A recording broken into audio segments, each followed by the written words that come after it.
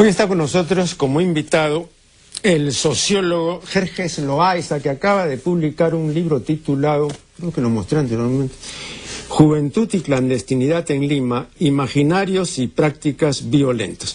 Vamos a comentar algunos aspectos de este libro, que es muy diverso, amplio y está lleno de noticias y cuadros estadísticos. Sobre todo lo correspondiente a la pandilla y a los pandilleros, de modo que le damos la más cordial bienvenida a nuestro distinguido invitado.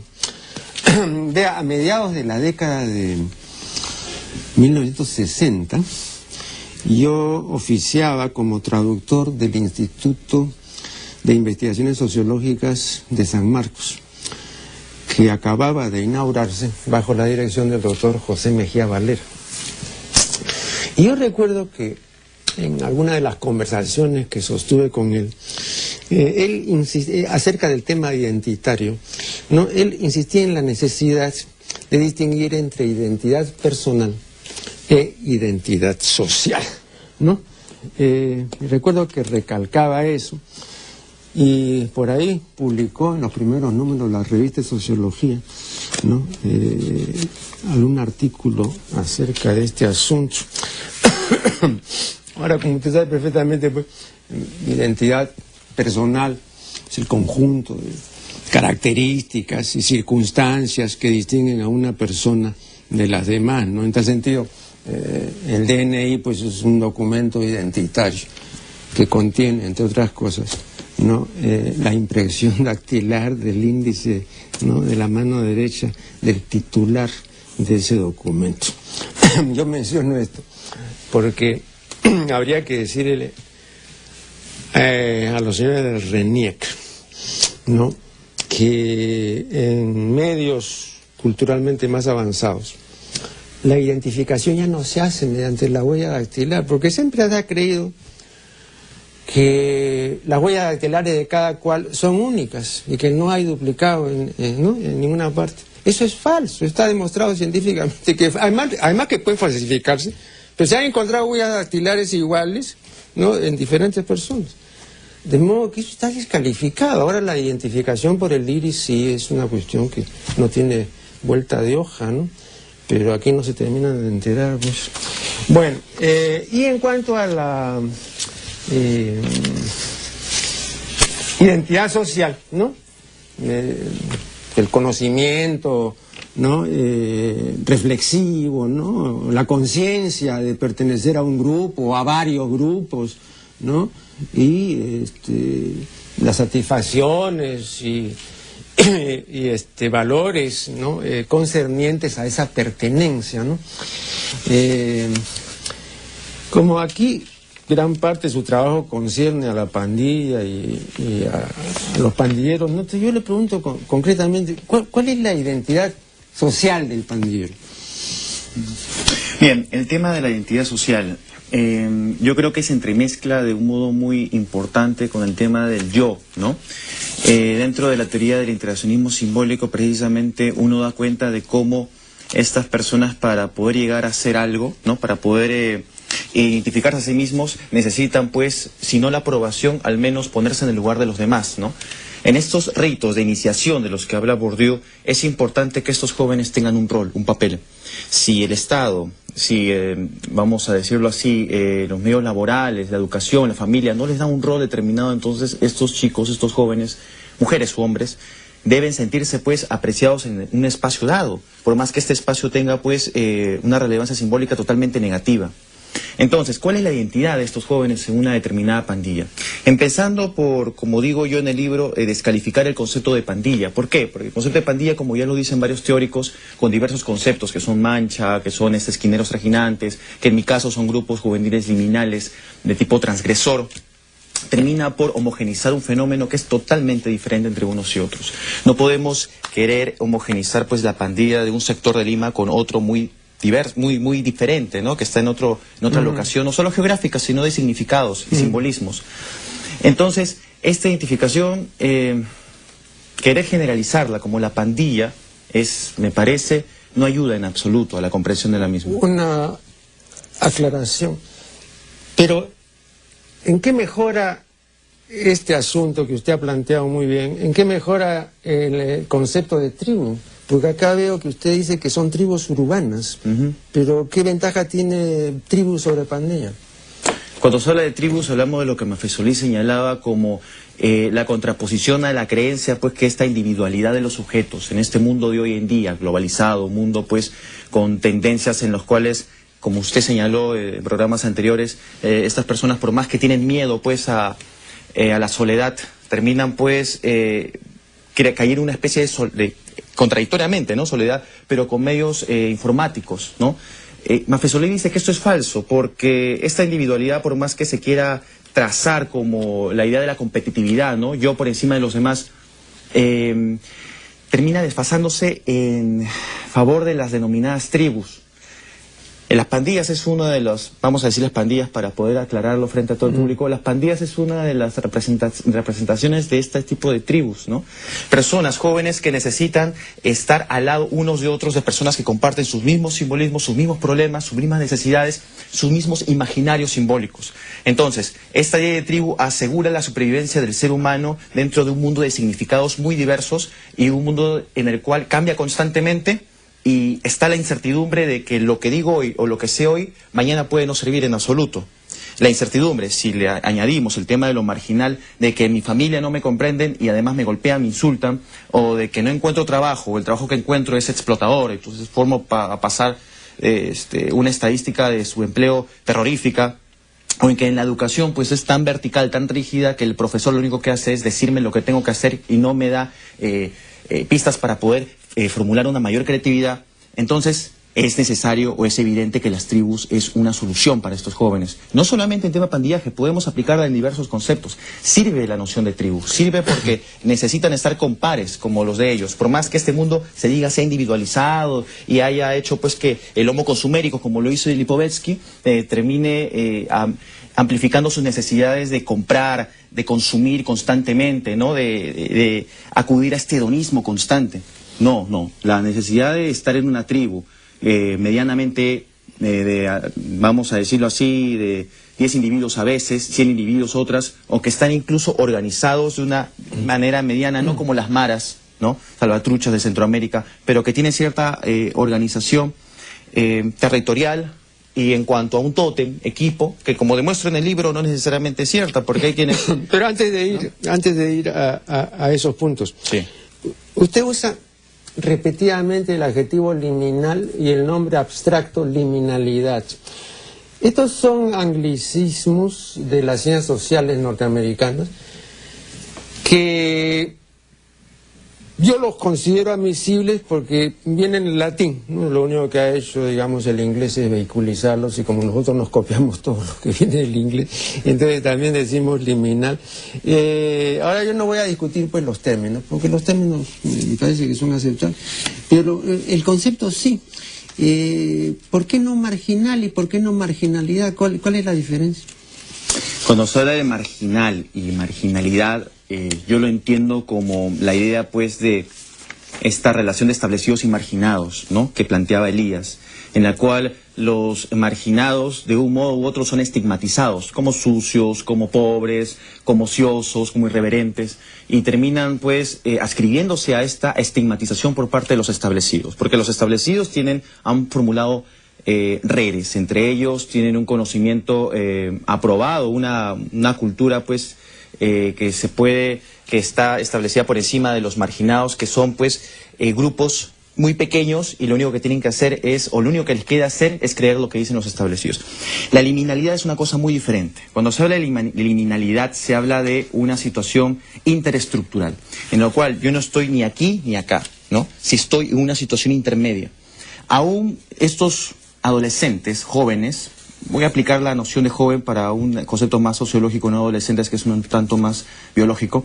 Estos jóvenes terminan por decidir formar un rol, tener un rol como ciudadano, lo que espera la sociedad de ellos, trabajar, tener familia, etcétera, no sé, dependiendo de cada uno de ellos o dependiendo de los modelos que se les otorgue.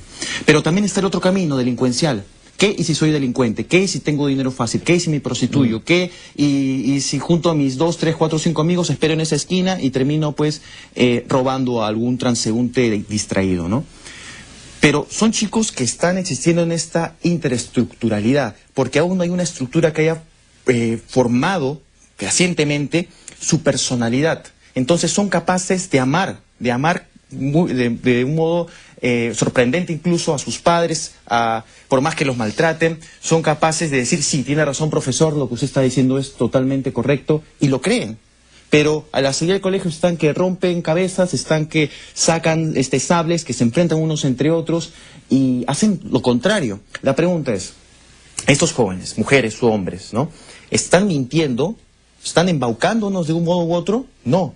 Creen tanto lo uno como lo otro, que aparentemente es contradictorio, pero que en esta interestructuralidad, en esta liminalidad, aún no han ejercido una posición. No han dicho ya, yo soy esto o yo soy lo otro. Por más que el ser humano no sea pues un individuo lleno de posiciones radicales, no puedes decir una cosa y ser otra, ciertamente. Entonces la diferencia con el marginal sería que el marginal sí tiene una posición estructurada, porque acá veo, por lo que usted dice, que no es una posición estructurada, además es el mismo pensamiento de Turner, ¿no? Exacto. Entonces, en el caso del marginal sería estructurado, o sea, no está sometido a las leyes vigentes ni a las prácticas consuetudinarias del orden establecido. Ciertamente, pero a la liminalidad también le acerco otro concepto muy importante que luego pude conocer a través de un autor apellidado Balibar, que es el tema de la frontera, que me ayuda mucho para entender lo liminal, porque la frontera es eso que no está ni aquí ni allá. Los teóricos sociales, los políticos, las instituciones, etcétera, hacen una serie de proyectos de desarrollo, creen acercarse a diversas soluciones de la problemática, pero pensando desde su perspectiva, más no la del marginal o más no la de los que estoy tratando. Al hacer eso están cometiendo un grave error.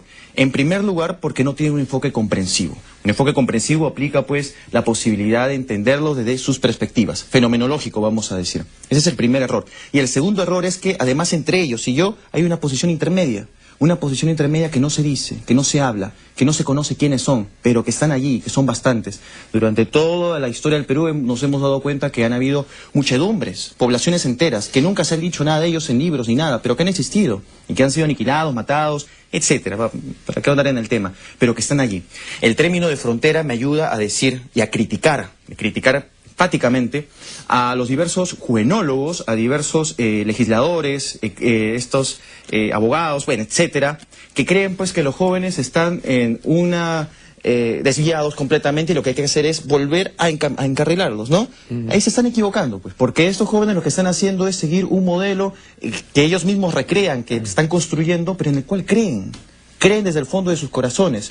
Entonces, si yo lo siento en la mesa y les digo, ya pues, como usted decía, no vamos a empezar desde la idea de que yo tengo la razón, pero tú tienes que callar y agachar la cabeza y hacer lo que yo te digo, o sea, un enfoque adultocéntrico, pues estamos cayendo en el error que este chico lo único que va, o chica va a decirnos, a mí que me importa lo que tú dices, yo me voy a hacer lo que quiero hacer porque con lo tuyo yo no llego a ningún lado. Lo que tú me dices no me sirve para ni ganar trabajo, no me sirve para tener una familia segura, no me sirve ni para que me respeten en mi colegio, mis profesores. Entonces, ¿para qué voy a seguir lo que tú dices? Vamos a hacer aquí la primera interrupción y ya volveremos. Estamos dialogando con el sociólogo Jerjes Loaiza. Usted se refiere a la relación vertical entre el profesor y el alumno y a la relación horizontal entre ellos, ¿no? Y dice que la vertical crea un ritmo de vida muy monótono, aburriendo y agobiando al alumno. En cambio, la horizontalidad profesor-alumno es necesaria para generar en los jóvenes ímpetus de grandeza, de resiliencia y superación a través de herramientas creativas. Luego viene una cita del padre Chiqui. Y yo debo decirle, estimado señor, que el padre Chiqui jamás ha favorecido la horizontalidad profesor-alumno. Además, y cobardemente, los propios pandilleros le han pegado al padre Chiqui, lo han dejado malherido, aunque no por lo han logrado amedrentar, ¿no? ni tampoco ha sido disuadido de que deje pues la misión pastoral que se ha propuesto, ¿no? Vea, yo creo que ni en Summerhill, cuando dirigía a su creador Summerhill, ¿no? Alexander Sutherland Mill, había esta horizontalidad. A mí me parece eso algo muy singular, no sé cómo se podría llevar a cabo, pero si usted me lo explica. El tema de la horizontalidad que señalo allí justamente en este marco teórico del libro es que pueda darse de manera previa pues a que estos chicos terminen siendo pandilleros, pandilleras, terminen en estos grupos violentos. Si estamos hablando ya de grupos ya declaradamente violentos, perjudiciales para la sociedad, no podemos hablar de una horizontalidad definitivamente, sería muy peligroso. Pero yo lo decía como una manera pues de poder cuidar, una manera de poder establecer soluciones, o mejor dicho, prevenir ese tipo de males. Cuando hablo de horizontalidad digo pues, y justo yo cito a Foucault, que el alumno pues escucha lo que tiene que hacer, se le dice lo que tiene que hacer y lo único que le queda pues es obedecer, ¿no?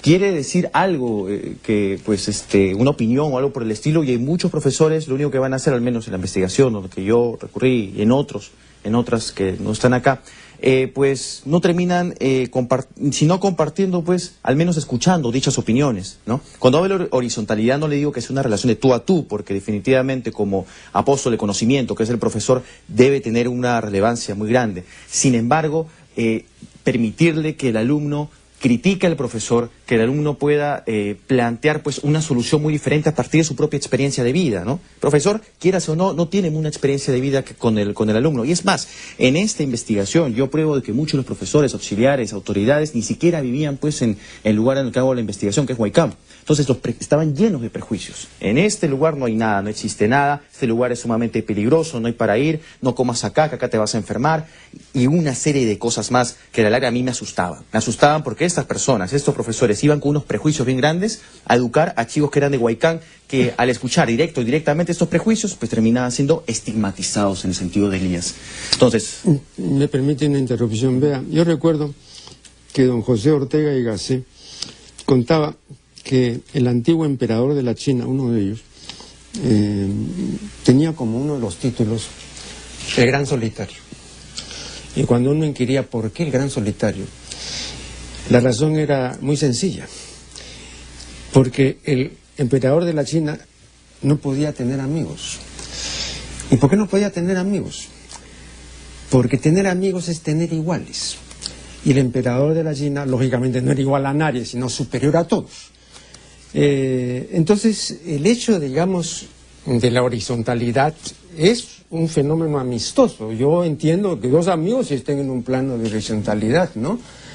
Pero de ahí a que el profesor y el alumno también estén en ese mismo plano, entonces habría que suponer que son amigos y que ninguno es superior al otro. Eso es lo que yo entiendo, ¿no? Efectivamente, yo creo en esa idea, que ni uno no es superior al otro. Tienen diferentes roles, pero no hay superioridad entre uno y otro. De conocimiento uno tiene que impartirlo, de conocimiento uno lo aprende, pero a la vez lo mejora, a la vez lo robustece, lo vuelve más complejo. O sea, el tema es que los adolescentes, los jóvenes en general como alumnos son pues una caja de Pandora, no sabemos lo que va a pasar con ellos, no sabemos lo que van a decir. Entonces, como decía Bolívar, el poder termina simplificando. Siempre el poder simplifica, ¿no? El Estado-Nación, los diversos grupos de poder, etcétera, no les conviene que haya pues diferencias entre los dominados, sino hay que, igual que todos sean igualitos, de modo que sea mucho más fácil la dominación entre unos y otros. El profesor hace lo mismo, ¿no? Cada alumno viene con sus problemas, cada alumno o alumna viene con diversas experiencias de vida, o incluso con unas críticas muy grandes al sistema, ¿no? En general, de manera muy abstracta, sistema. Entonces, el profesor o profesora, a la larga esto va a terminar creándole muchos más problemas. ¿Para qué yo voy a conversar con ellos? ¿Para qué yo voy a darles la razón en estas cosas? Cuando yo hablo de horizontalidad, digo que al menos haya un respeto entre lo que sostienen los alumnos críticamente, ¿no? Sus vivencias, etcétera. Que en esta investigación al menos lo vi de una manera muy terrible, que es, como le digo, la estigmatización entre unos y otros, ¿no? Eso es lo que podría decir en relación al tema que usted dice.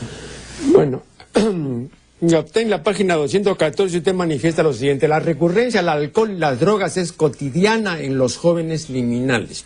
El alcohol lubrica la interacción entre los miembros de los grupos. Vea usted, el aumento del consumo de alcohol y drogas es un fenómeno de la posmodernidad. Tiene alrededor de 30 años, ¿no? Esta es una especie que se alcoholiza y que se narcotiza crecientemente y que por lo tanto no tiene buen pronóstico. Ahora, el desbarajuste alcohólico y drogadiccional es una de las manifestaciones de un desbarajuste general. que no está en Huaycán, no, tampoco está en el Perú, es un desbarajuste general. Yo creo, desde mediados de la década, perdón, desde mediados del siglo XX, ¿no? Se pueden ver claramente 7 plagas. La primera de esas plagas surge a mediados del siglo XX, que es la superpoblación, y uno de los primeros en advertir esto de la superpoblación y los males que ello iba a traer consigo fue el que por entonces dirigía la UNESCO, que era el gran biólogo inglés Sir Julian Huxley, ¿no? Nadie le hizo caso, por supuesto, y viniendo de quien venía la advertencia, ¿no? O sea, pues Huxley, pues una familia extraordinaria, ¿no? De todos pensadores, el hermano Aldous Huxley, ¿no? El abuelo, ¿no? Etcétera, ¿no? El que trabajó con Darwin. Pero no le hicieron caso. Luego vino la violencia, como usted sabe, luego la drogadicción, el narcotráfico, posteriormente el terrorismo, la destrucción ecológica, el calentamiento global, el aumento general de todas las enfermedades. El problema no solamente es que esto ha ocurrido en los últimos 60 años, ¿eh? O sea, estoy hablando, digamos, de verdaderas escaladas y que ya se han convertido en plaga. O sea, no es simplemente que por aquí, que por allá. Entonces, ninguna de estas plagas ha podido ser vencida, ninguna ha revertido, ninguna ha disminuido, ¿no? De modo que yo considero pues, que el pronóstico de la especie, ¿no? Es sombrío, ¿no? Ahora, si usted me muestra lo contrario, lo escucharé, pero va a ser difícil. Cuando yo hablo de drogas, alcohol, bueno, si hablamos del tema de las drogas, efectivamente, ya lo decía Lipovetsky, ¿no? La felicidad paradójica, necesitamos de estas drogas médicas incluso para poder sentirnos mejor, ¿no? Se venden por doquier, hay ofertas por doquier de tomar pastillas, medicamentos, etcétera, para sentirnos mejor, vitaminas, ¿no? Entonces, esta idea del homo sanitas, hablaba él, pues, ¿no? La necesidad de todas estas drogas, ¿no? Además de las drogas que ya sabemos generan, pues, violencia y una serie de dependencias mucho más cruentas. Pero hablando en cuanto a que yo digo, a drogas y alcohol en estos jóvenes, yo lo que trato de demostrar es que en primer lugar no son drogodependientes ni alcohólicos, en absoluto, y ellos se saben así, se sienten así. Ellos utilizan las drogas como un mediador, un objeto mediador en el marco teórico de Latour. O sea, que estos objetos les permiten lograr ciertas cosas, en este caso robar, delinquir, ¿no? Muchos de estos chicos, chicas, para poder hacer eso. Esos serán los grupos delincuenciales, pero hay grupos no delincuenciales. Además, acá, si usted dice correctamente que el alcohol es un lubricante. Un lubricante es una sustancia que va a permitir la acción que el lubricante desarrolla. Si usted no tiene ese lubricante, no va a desenvolver una acción violenta, ¿no? Entonces, no es que sea una cosa completamente circunstancial, sino que es una cosa necesaria para sentirse bien. Claro que sí, es un mediador necesario. Los objetos, las cosas, como decía Latour, son necesarias para poder lograr otros fines. Entonces, las extensiones del individuo, como decía McLuhan, etcétera. Entonces, en este caso, el alcohol y las drogas representan un objeto fundamental para que estos chicos puedan formular estas actitudes delincuenciales. Si no las tienen, no las hacen. Ellos hablan mucho de la vergüenza constante. No, me da vergüenza hacerlo.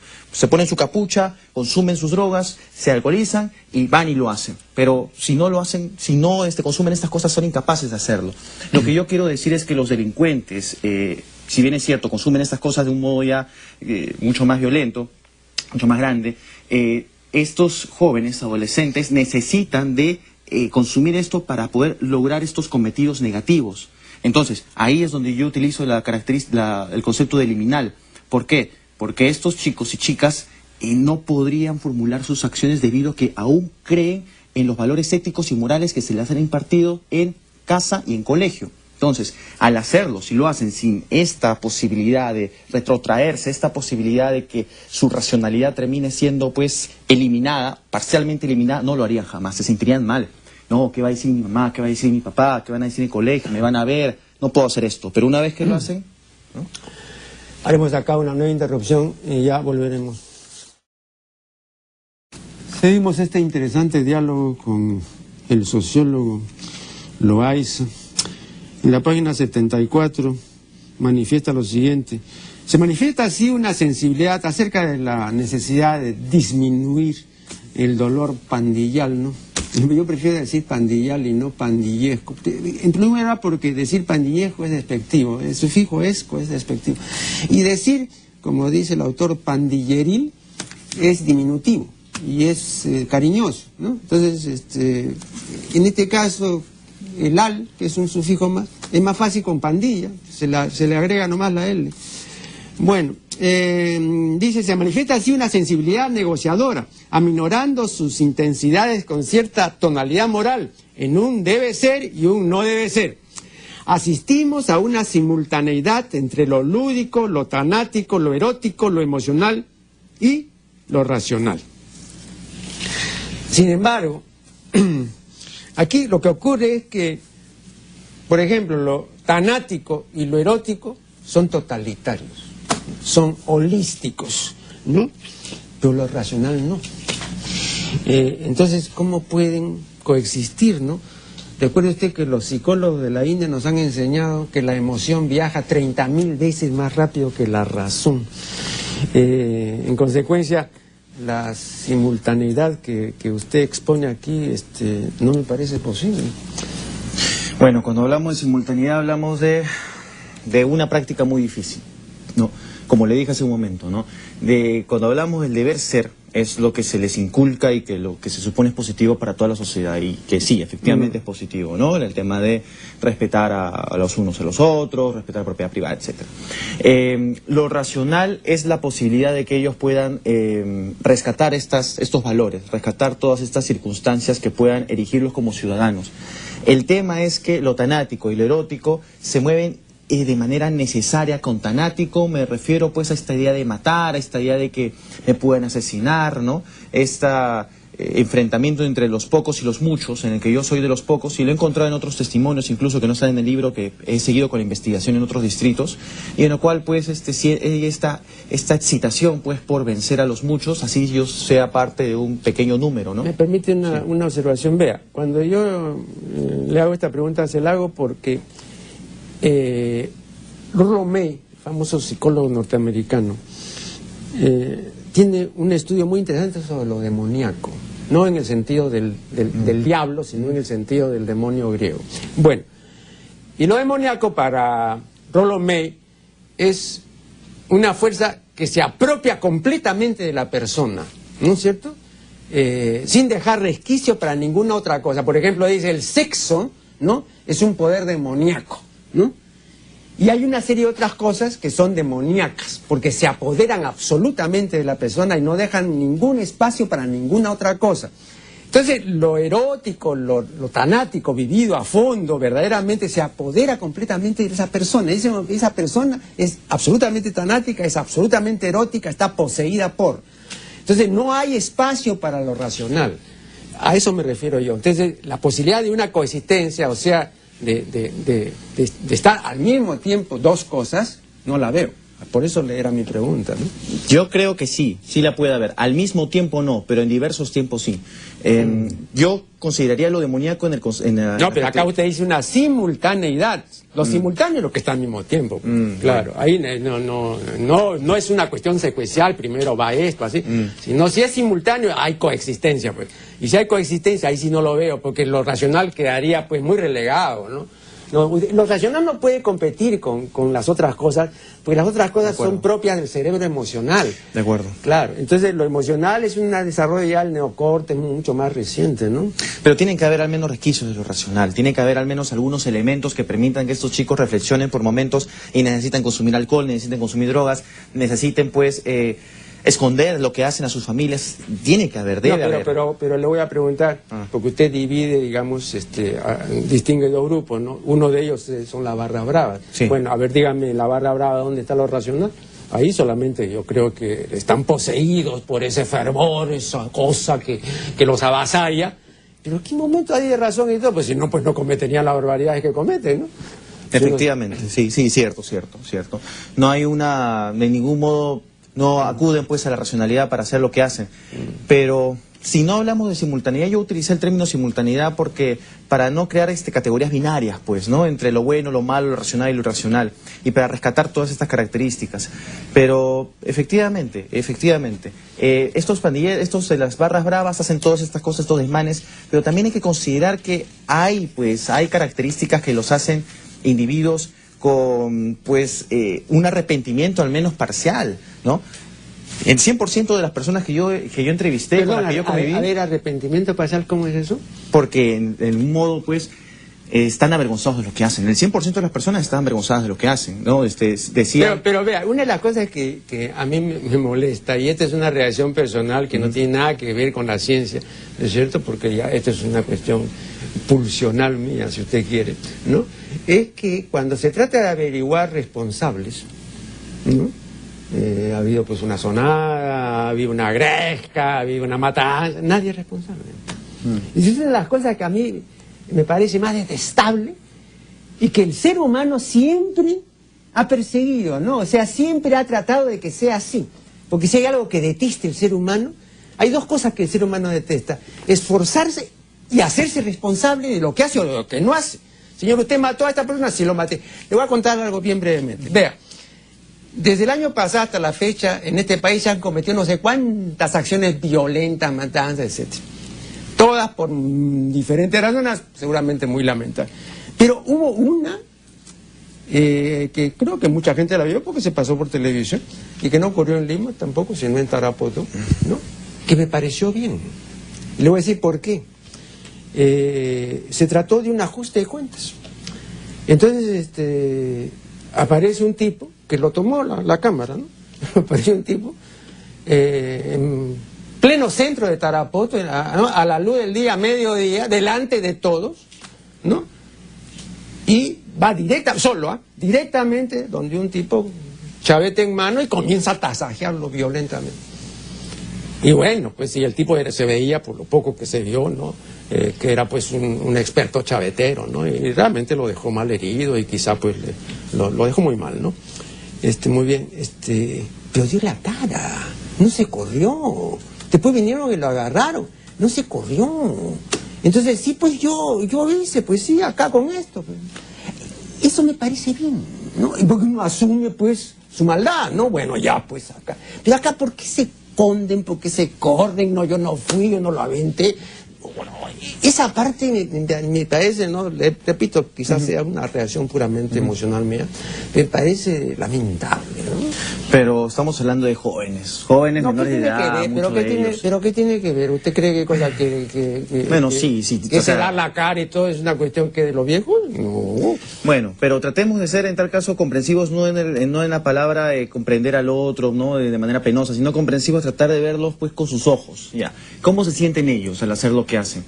Yo trato de rastrear a estas emociones, y yo lo que rastreo es que en este arrepentimiento veo pues un sentimiento de culpa por parte de ellos. Pero vea, usted cuando ha dicho, por ejemplo, que ellos se arrepienten de sus acciones, etcétera, ¿no? Ajá. Bueno, y que incluso se cubren la cabeza, etcétera. Bueno, pero eso lo vemos siempre cuando atrapan a delincuentes, ¿no es cierto? En la televisión a cada rato lo primero que hacen es... ¿Por qué? En este caso me refiero a que se cubren al momento de robar, se cubren al momento de... Pero está bien, pero usted ha visto la cantidad de delincuentes, ¿no? Que han cometido delitos, y ¿por qué se cubren? Ellos se cubren pues por la vergüenza de lo que han hecho, porque sí, ciertamente, saben que lo que hacen está mal. Eso es una mariconada, pues, no es una mariconada, no me frieguen, pues, no, perdonen, ¿no? Sí, pero si uno comete un acto malo hay que ser responsable de la maldad y dar la cara, pues, ¿qué cosa va a pasar? ¿Por qué tengo que estar...? ¿No? Es una cosa lamentable, ¿no? Bueno, es lamentable que hagan lo que hacen, empezando de ahí lo que hacen, pero si nos ponemos pues fuera de esta crítica que hacemos, que es muy constructiva y necesaria, a tratar de mejorar ese tema, pues condenándolos no vamos a hacer nada. Tenemos que... No, pero yo no condeno su acción violenta, lo que yo condeno es que no sean responsables de lo que ha cometido, bueno, a eso me refiero. Es una acción más que tenemos que corregir, pero... Bueno. Hay cosas, definitivamente, que yo rastreo que hacen que estos chicos tengan un arrepentimiento diferente de los otros. Estos delincuentes no están en un amparo liminal, en absoluto, no están en ninguna frontera. Son delincuentes y delincuentes son, ¿no? Ahora, que cada uno tenga sus propios pretextos, yo lo hice por esto, yo lo hice por otro, y ya serán otras cosas. Pero en el caso de estos chicos, tienen una familia en la cual no saben lo que hacen. Estos chicos, chicas, jamás les gustaría que se enteren de esto, menos en el colegio, menos en sus casas, ¿no? Tienen un amor muy grande hacia sus padres y por ejemplo, yo hice una especie de epílogo, ¿no? Muy pequeño en pie de página, en el que unos delincuentes habían caído pues en un penal, ¿ya? Y estaban en la cárcel. Chicos en la cárcel, me dio mucha pena y todo, pero otros estaban trabajando, eran padres de familia, habían dejado esto. Una chica que se prostituía, era también madre de familia, trabajando, o sea, se habían ido por un lado, otros se habían ido por otro lado. Entonces, antes de que pasen ese tipo de cosas, para los que acaban muy mal, y muy mal, porque en la cárcel sabe quién cosa les va a pasar y van a hacer una carrera de esto, hay que identificar estas cosas. Y vuelvo a repetir, vuelvo al inicio, ¿no? Si vamos a identificarlas desde una perspectiva en la cual queremos condenar y queremos verlo desde mis ojos, ¿no? De una persona que quiera ser o no, sido instruida, quiera ser o no, tener una familia, una seguridad, etcétera, o tantas otras personas que no tienen las carencias de estos grupos marginales, entonces pues estoy empezando mal. Entonces, un enfoque comprensivo es necesario para todos estos tipos de males. Pero si yo no los ubico en una frontera en la cual ellos se independizan de los prejuicios de los demás, se independizan de los señalamientos de los adultos, en este caso, pues entonces no voy a solucionar nada. Se necesitan investigaciones, no voy a decir que esta sea la mejor, no, es una de tantas que espero hacer en el futuro y una que espero se pueda corregir, pero es una manera, una forma en la cual podemos al menos tratar de solucionar esto acercándome a cómo piensa el otro y no solo condenándolo y señalándolo, ¿no? Bien, haremos acá una última pausa y ya regresaremos. Estamos dialogando, esta es la recta final con el sociólogo Loaiza. Usted dice en la página 269 que el ser humano demens y a la vez sapiens representa hoy en día un gran reto para el investigador social. Vea usted, Sartori ha demostrado cumplidamente, ¿no? Que la era digital no nos humaniza, sino que al revés nos animaliza. Porque en la era digital no tiene cabida el oficio del pensamiento, sino el oficio del ver. Y el ver nos emparenta con los animales. Lo que nos distingue de ellos es el pensar, el simbolizar, el imaginar, el reflexionar. Pero nada de esto tiene cabida en la era digital. Pues si usted se pasa 8 horas viendo, ¿no? Entonces usted no piensa, ni simboliza, ni nada, ¿no? Por tanto, la era digital no puede generar, no puede originar al Homo sapiens, ¿no? Sino al Homo incipiens, o sea, al ser, ¿no? Al ser humano que no piensa, que no siente, que no sabe. Entonces, ¿qué resultaría, digo yo, volviendo a la cita, ¿no? del juntamiento del Homo demens, o sea, el Homo de alienatamente, con el incipiens? Pues no es con el sapiens, ¿no? O sea, sería pues una cosa de el ignorante con el loco, ¿no? ¿Cómo sería ese juntamiento? El tema es que por mucho tiempo se ha defendido la lógica del debe ser, ¿no? La lógica de lo que tiene que ser, todos debemos ser esto, debemos ser lo otro, lo cual es completamente correcto, pero se ha dado la espalda a un conocimiento que es necesario y que existe, que es la lógica de lo infernal. Justamente usted habló algo al respecto desde otro marco teórico. Yo cito a Maffesoli, que también es de él esta cita, precisamente. Si no llegamos a aceptar de que el hombre con su maldad, de que el hombre con esas características que lo llevan pues a lo más oscuro del ser y que dan la espalda a todos estos ideales de la ilustración y de la modernidad, entonces no vamos a poder enfrentar esta maldad. Aceptar esta maldad es defender la idea de que existe esa maldad. No solamente en el tema pandilleril, en tantos otros temas que usted varias veces ha hablado en sus programas. Pues en efecto, cuando yo hablo del hombre demens, el hombre sapiens, estoy diciendo que si bien es cierto, el hombre ha logrado lo que ha logrado, también es cierto que el hombre es un demente porque hace lo peor de lo peor, ¿no?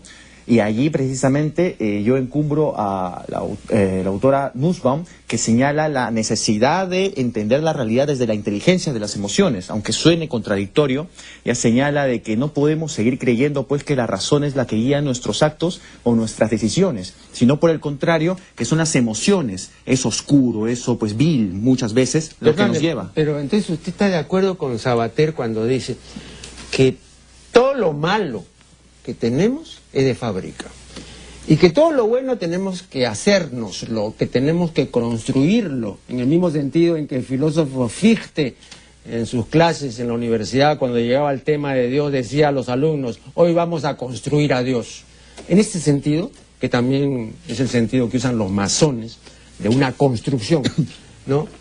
Pero lo malo viene de fábrica. Entonces es también una maldición. Es algo que existe y que no sé si puede ser algo innato del ser humano, pero es algo que está allí. El problema que se repite constantemente desde la propia investigación sociológica, antropológica, etcétera, en la cual se ven estos temas tan marginales, que yo denomino clandestinos, es que se hace, no sé, pues se ignora esta problemática, se ignora como eso no debe ser así, eso debe ser de este otro modo, y yo voy a investigar ese tema desde cómo debería ser. Pero esto es de otra forma, otro modo, pero eso está mal. Pero está mal, es el gran porcentaje de lo que se ve en la humanidad. Oiga, el otro día conversando con el doctor Cáceres, yo le recordaba que muy tardíamente el diccionario de la Academia admitió el vocablo ambivalencia, ¿no? Eso es una creación del del psiquiatra suizo Bleuler, ¿no? Y la definición que da el diccionario de ambivalencia es estado de ánimo transitorio o permanente en que coexisten emociones o sentimientos opuestos, como el amor y el odio. Bueno, entonces esto fue criticado convenientemente porque se dijo que lo contrario del amor no es el odio, sino la indiferencia, ¿no? Muy bien. Esto también a su vez se criticó porque según los etólogos, ¿no?, el odio es anterior al amor. O sea, el odio es más primitivo, más arcaico, más poderoso y sobre todo, inicialmente, más sutil, ¿no? Bueno, a la vez también han criticado a los etólogos y han dicho de que no puede haber sido así de ninguna manera, porque si por amor entendemos en la prehistoria, porque el término es latino y de origen etrusco, pero ya, digamos, remontémonos a la prehistoria y entendamos por amor el comportamiento de cría. Y eso es filogenia, ahí no hay nada cultural. Entonces el cuidado, la alimentación, ¿no?, de la prole, ese es el amor. Por eso siempre se ha dicho con razón que la primera manifestación realmente amorosa en este sentido es la maternal, evidentemente. Entonces tiene que haber coexistido con lo otro, que era la defensa del territorio y los enemigos y todo, que sería la manifestación violenta y de odio, ¿no? Pero tiene que haber coexistido ambas cosas. Entonces, lo que usted creo que quiere decir es que ya en la historia prevaleció el odio, la violencia, y no ha prevalecido, hasta ahora pues no prevalece pues lo que llamamos de una manera muy general amor, ¿no? Entonces, ¿cuál es su posición al respecto? ¿Usted cree que desde un principio ha habido ahí sí, una simultaneidad, una coexistencia entre el amor y el odio, y que la seguimos teniendo? O sea, todos odiamos y amamos, ¿no? Y son manifestaciones normales, ¿no es cierto? Y hay gente, como yo he dicho, que solo fructifica por el odio. O sea, el odio sí es movilizador. Lo que no moviliza es la envidia, pero el odio puede ser creativo. Emile Zola fructificó, y él lo dijo repetidas veces, porque odió, ¿no? Muy bien. Entonces, ¿usted no cree que estas dos cosas nos acompañarán siempre? Efectivamente, nos acompañan siempre, y muchas veces este odio, esta lógica del mal termina imponiéndose en muchos de los aspectos. El gran problema es que se quiere negar su existencia. ¿Por qué? Porque seguimos concibiendo la realidad desde el aspecto de lo que la modernidad nos dictó, que es la idea de progreso, la idea de igualdad, la idea del desarrollo personal, ¿no? Y una serie de cosas que se creyó podíamos llegar mediante una modernización, que era todo lo contrario, era pues el reflejo de toda esta idea del ser humano completamente demente en su total concepto. Convivimos efectivamente, pero yo como investigador social, yo como sociólogo, yo opino y critico abiertamente pues a los diversos enfoques que lo único que quieren hacer es verlo desde el lado racional, ¿no? Y no verlo irracional. Precisamente debemos darnos cuenta que lo racional resignifica los diversos conceptos, los diversos aprendizajes, los diversos modelos que se aprehenden en la realidad, en el contexto en el que uno vive. Esta resignificación le da un significado, repito, completamente diferente. Pero usted no cree, el naturalista célebre, Buffon, decía, señores, el hombre no muere, se mata. Bueno, cuando yo leí el libro de Menninger, El hombre contra sí mismo, aprendí, y siempre se lo voy a agradecer, porque no había yo advertido ese hecho. Menninger dice, la mitad de la destrucción que hay en el mundo es autodestrucción. Entonces la mitad de esta destrucción a la que nos estamos refiriendo es autodestrucción, no solamente es destrucción del otro, y no de las propiedades, no, también la gente se destruye, ¿cierto? Entonces hay un impulso anático contra uno mismo, ¿no? De esto han hablado mucho los psicoanalistas, ¿no? Entonces el asunto es también más complicado, porque no es simplemente que yo destruya al otro o que el otro me destruya, sino que yo me destruyo.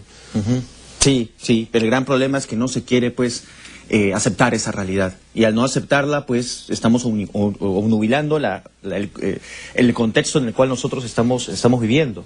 En el tema de juventud específicamente lo vemos a diario, ¿no? Ellos, como dirá Nussbaum, piensan con las emociones, ¿no? Y las emociones, como ya lo había conversado usted anteriormente con su invitado, pues, dan la espalda, pues, a lo racional, ¿no? Desde una perspectiva en la cual lo racional te dicta ir por un lado y la emoción te dicta ir por otro lado, que no te conviene, que te autodestruye, que te lleva, pues, a lo peor. Oiga, usted como investigador de la juventud, le hago la siguiente pregunta bien concreta, porque es un tema bien interesante. Yo no pretendo ser especialista en este tema que le voy a mencionar, pero definitivamente es interesante. Vea, la vigencia del rock tiene 60 años, porque la primera manifestación de rock and roll, es de 1950. Entonces tenemos 60 años como fenómeno mundial, no es un fenómeno norteamericano, ¿no es cierto?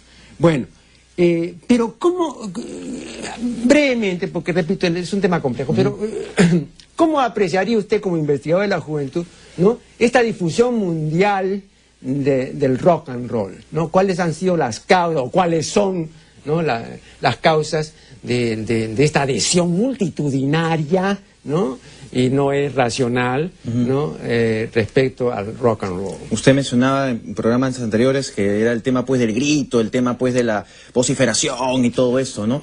Pero además del tema del rock and roll, al menos en lo que yo estoy investigando, lo cual es un porcentaje mínimo, encontramos, pues, las radios de música de otro tipo, salsa, merengue, reggaetón, etcétera, ¿no?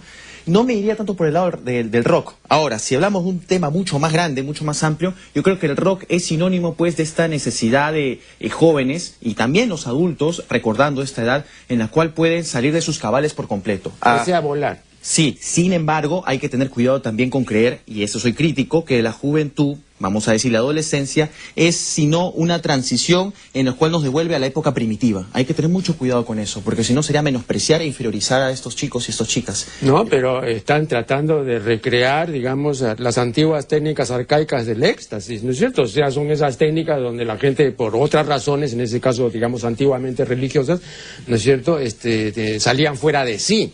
Entonces, este es un intento moderno, porque ahora ya la gente no vuela con el amor-pasión como volaba en el siglo XIX, incluso en el siglo XX. Ya ha dejado de tener ese carácter, digamos, de salir fuera de sí, ¿no?, de ser completamente obnubilado, ¿no? Pero el rock sí, porque el rock no solamente es música, sino pues es aturdimiento, drogas, humo, ¿no? Bueno, grito. Entonces, ahí sí voy a la gente, eso es lo que le decía al profesor Bunge, porque al profesor Bunge no le gusta nada el rock, y dice, no, eso no es una barbaridad. Sí, pero es una realidad mundial, ¿no? Claro, pues las rancheras y los merengues no son mundiales, son mucho más circunscritos. Pero esto de acá, ¿por qué tiene esa capacidad de difusión, no? Es eso, pues deja explotar ese lado irracional de sus consumidores. Pero yo me atrevería a decir que además del rock, yendo más a lo que vemos hoy en día en nuestro contexto limeño, es que el resto de música, pues, no se tiene en ninguna manera la letra musical, sino los movimientos estridentes del cuerpo, ¿no? Claro. Que como usted sabe, pues, atiende, pues, al tema, lo que es más criticado y más famoso, el reggaetón, que es un tema mucho más amplio que estoy tratando de estudiar a través de mis investigaciones, que son cara a cara, ¿no? Que son en el lugar, en el espacio, en el tiempo, con ellos, siendo amigos y compartiendo sus ideales, ¿no? Bien, el tiempo se ha vencido. Agradecemos la voz y presencia de Jerjes Loaiza, y acá finaliza el programa.